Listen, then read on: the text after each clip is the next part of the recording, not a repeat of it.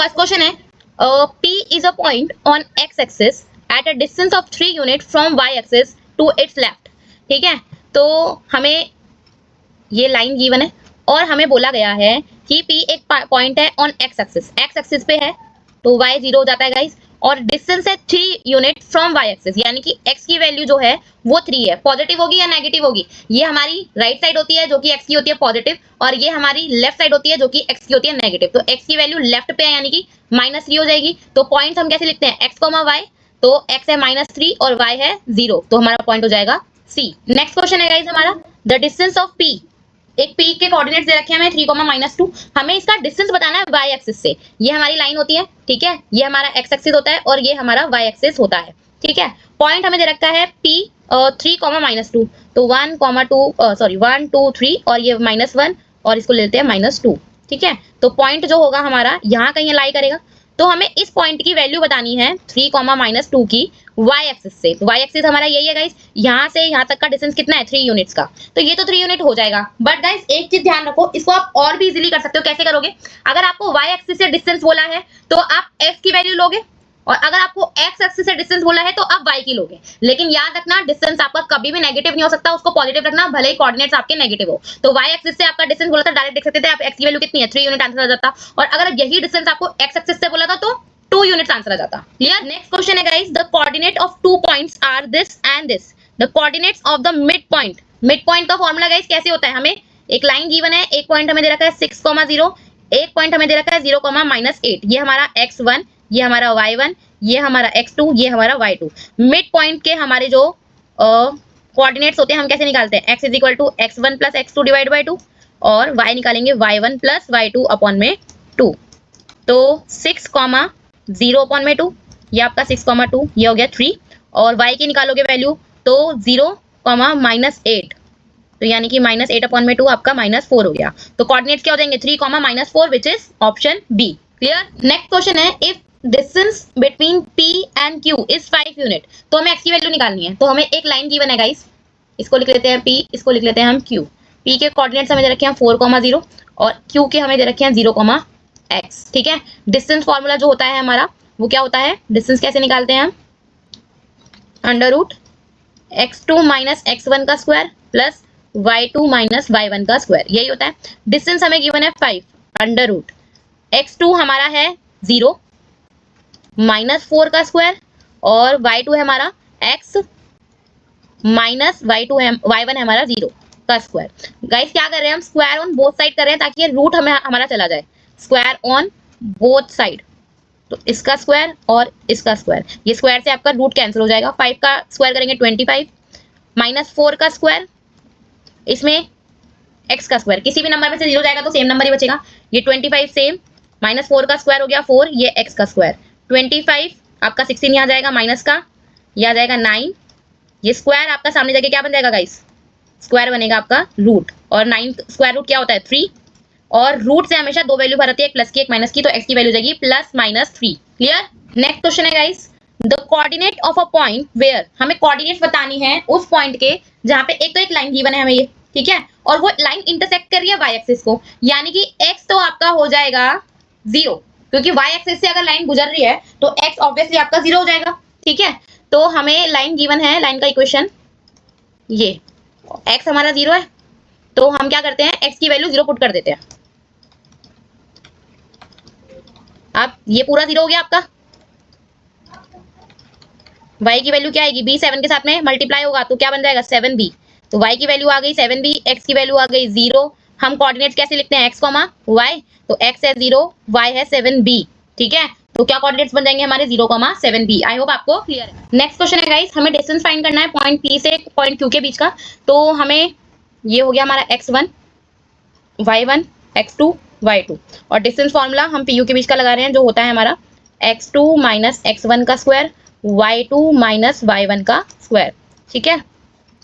x2 है हमारा -2/5 -11/5 का स्क्वायर प्लस अगेन 5 - 5 का स्क्वायर, ठीक है। ब्रैकेट खोलते हैं अंदर, -2/5 माइनस प्लस 11/, सॉरी 5 नहीं है गाइस, 3 है,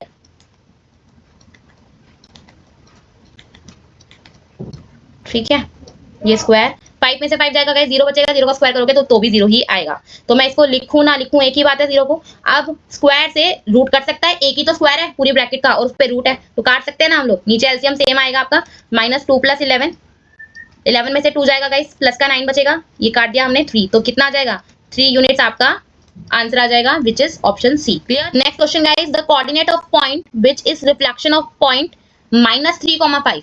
ये हम एक हमारी लाइन ले लेते हैं, ठीक है, ये हमारा 1, ये 2, ये 3, ये 4 और इसको ले लेते हैं 5, ये -1, ये -2, ये -3 और ये -4। हमें पॉइंट दिया ये -3, यहां से जाएगा -3,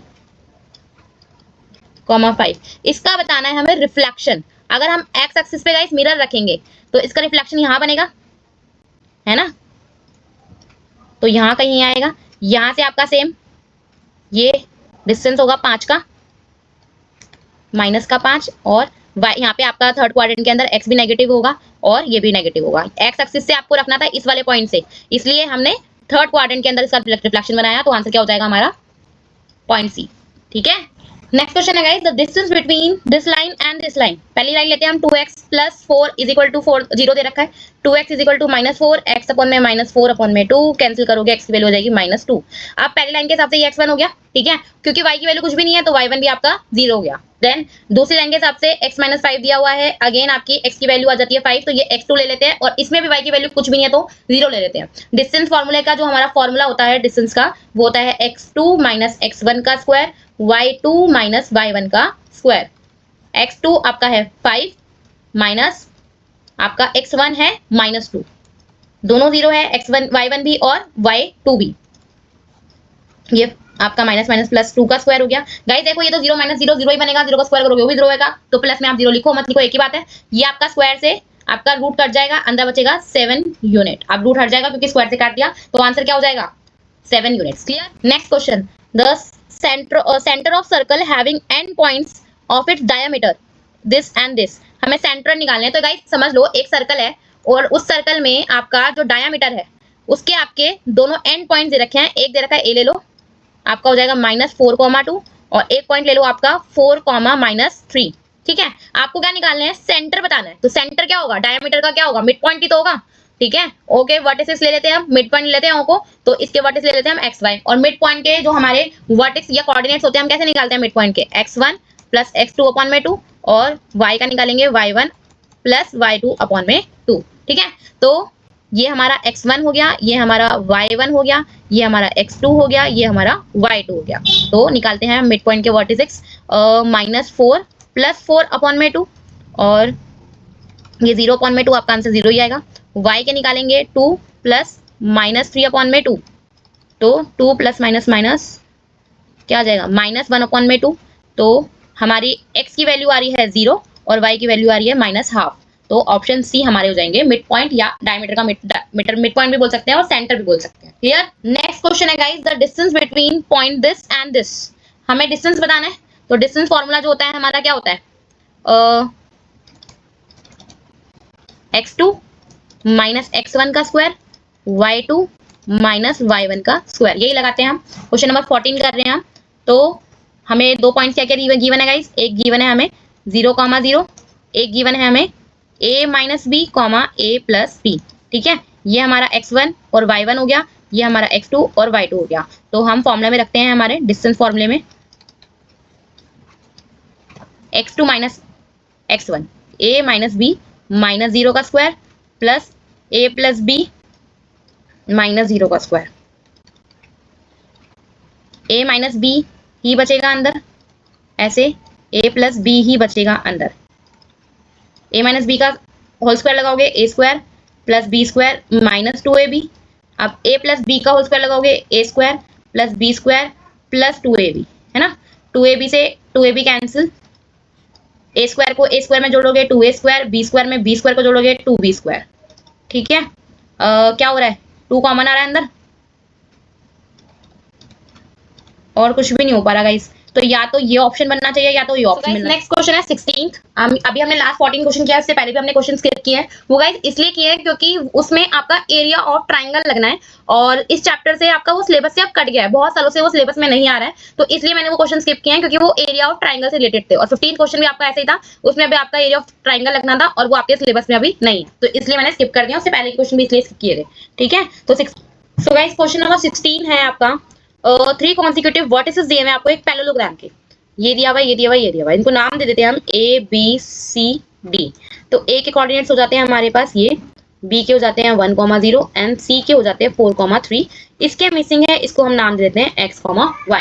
अब गाइस हमें फोर्थ वाला यानी कि डी जिसके मिसिंग कोऑर्डिनेट्स हैं वो हमें फाइंड करने हैं। तो हम कैसे कर सकते हैं, हमें पता है कि अगर हम इसका मिड पॉइंट निकालें तो इसका मिड पॉइंट भी वही होगा जो AC और BD है। पैरेललोग्राम की प्रॉपर्टी होती है ना कि दोनों के जो डायगोनल्स होते हैं वो एक दूसरे को बाइसेक्ट करते हैं, ठीक है। तो दोनों का मिड पॉइंट अगर मैं लेके चलूं AC का और BD का सेम ही होगा, है ना। तो हम A के पॉइंट लिख लेते हैं -2, -1, C के पॉइंट लिख लेते हैं हम 4,3, ठीक है, और B के लिख लेते हैं हम 1,0 एंड इसके हमने रखे हैं x, y। और मिड पॉइंट ले लेते हैं हम गाइस, O को हम मिड पॉइंट मान लेते हैं और उसके वर्टेक्स ले लेते हैं हम कैपिटल X, कैपिटल Y, ठीक है। तो इससे क्या होगा, हम AC के हमारे पास कोऑर्डिनेट्स है ही दोनों के, हम उससे अपने मिड पॉइंट्स निकालेंगे और उसको हम अप्लाई करेंगे BD में, तो जिससे मिसिंग वाले जो हमारे वर्टिसेस है वो फाइंड हो जाएंगे।